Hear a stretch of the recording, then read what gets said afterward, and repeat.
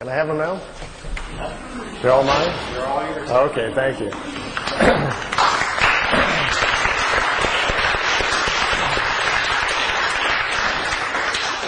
Well, it's nice to be back at Shift with all you fringe people. I kind of enjoy that. I never knew exactly what Shift stood for, so now that I know that it's fringe folks, I feel right at home.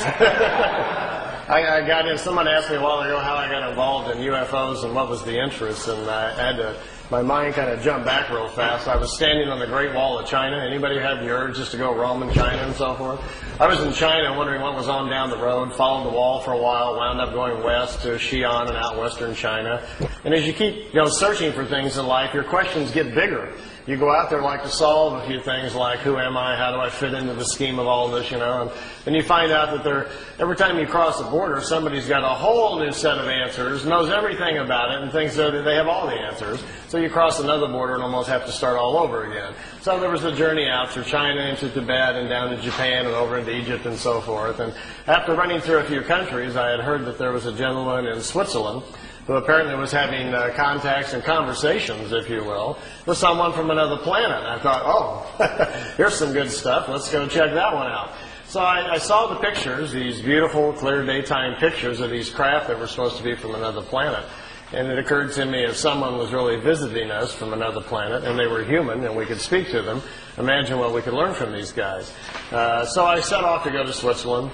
Got there, and there was a farmer that lived there named Edward Albert Meier. Most people called him Billy.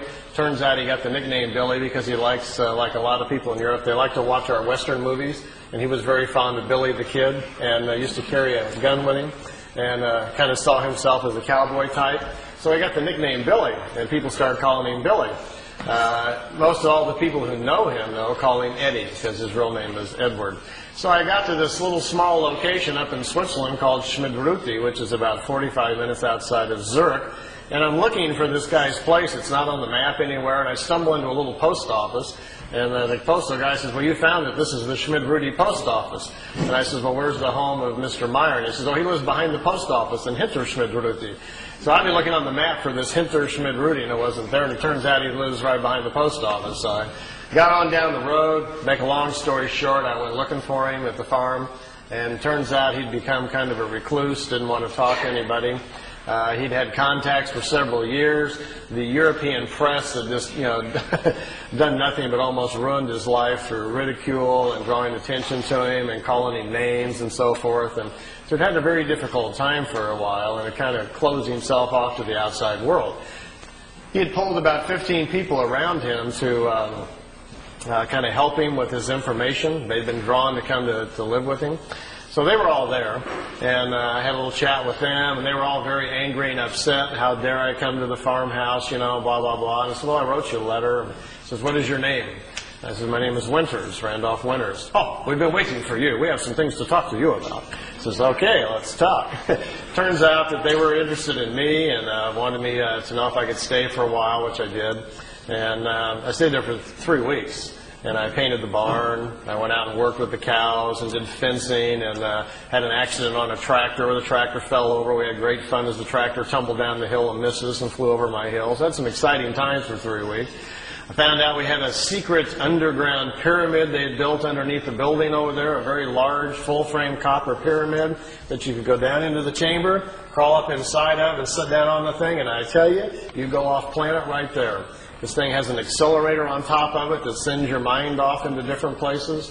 When I was young, my mother taught me a little bit how the mind works and how you get outside of your body anyway, so I did my usual thing that I do. But inside that pyramid, which had been built for Billy by these extraterrestrials, they told him how to build it. It really accelerates your meditation and your thoughts and your individual spiritual powers. So there's a lot of very unusual things going on there.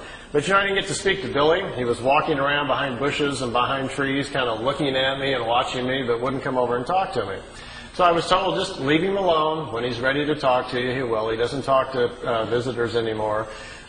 This was in '86. The last visitor he'd talked to was like in '84. He didn't he really wanted to be left alone, so I left him alone. I stayed there the whole 3 weeks, went back home to Los Angeles, had to go back to work. Got home a week later, the phone rang. It was the farm back in Switzerland. Billy likes you. It's okay to come back. that great, like I just, got to run right back on Monday or something. So I had to wait a few months, and then I got more and more intrigued. They kept calling me, and so forth. And while I was there, they had given me this stack of notes to read. It turns out the pictures that I had seen, which I'll show you some of them in a few moments, these beautiful, clear pictures of these craft from another world, that was just kind of the end of the situation. As it turns out, Billy was brought to this planet. His spirit was put into the other side to ring around the planet on purpose. He'd come here thousands of years ago, they said. They pull him into life occasionally. They understand how the other side works and how to pull spirits into body when they want to. Later on, I'll explain that a little bit to you if we have time or if that's something you're interested in. And it turns out that Billy's meetings or contacts had actually started when he was about 5 years old. He started getting these telepathic things and then visions. The voices got stronger and stronger, and when he was 7, the voice told him to walk out into the forest where he lives, the countryside in Switzerland, that someone was coming to meet him. He went out into the countryside to the designated area where he was supposed to go, and he says a pear-shaped object, not a round disc or a wedge or anything like that. It looked like a big pear. Remember, this is a 7-year-old boy reporting what he's seen. To him, it looked like small at the top and came down and came out at the bottom like a pear shape. It was chrome, very bright. Couldn't look at it. It was too bright. And it didn't set on the ground. It floated off the ground. And as he was looking at it, suddenly an elderly-looking gentleman with white hair came walking towards him. He didn't even see how the fellow got out of the craft. Came walking towards him, took his hand and led him back to the ship. Didn't say a word. Went inside of this ship. He was set down into some sort of small chair. There was a device spinning around his head. Still, the man had not said anything. And the device, as it started spinning, he said, then everything came clear. As he was sitting in there, suddenly all of his former lives came to him. Who he was, where he had come from, this other planet where he'd come from, came back to him. They were restoring all of his memories from the previous lives that they had worked with him.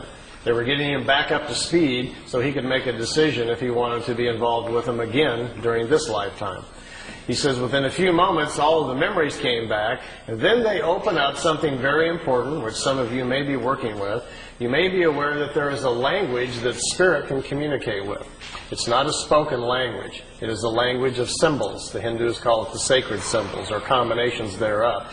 These are images that you portray in your mind's eye during meditation that open up doorways for you into other areas of thought. It also allows you to make connections with older life forms, your higher self. Gets into your Akashic or etheric records so you can find out things about yourself and other people. But this is a language that exists in everybody. It's kind of like part of your operating system, but you've never used it. You don't know the files on your hard drive, so you never bother to go looking for it.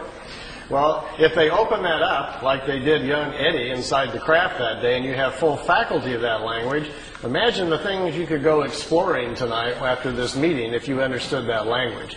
You'd be very excited to get into a meditative state and use your new language to communicate suddenly with other life forms, people on other worlds. You can even communicate with people on the other side if they choose to answer back. So you can do a lot of things and find out a lot of information. And most importantly,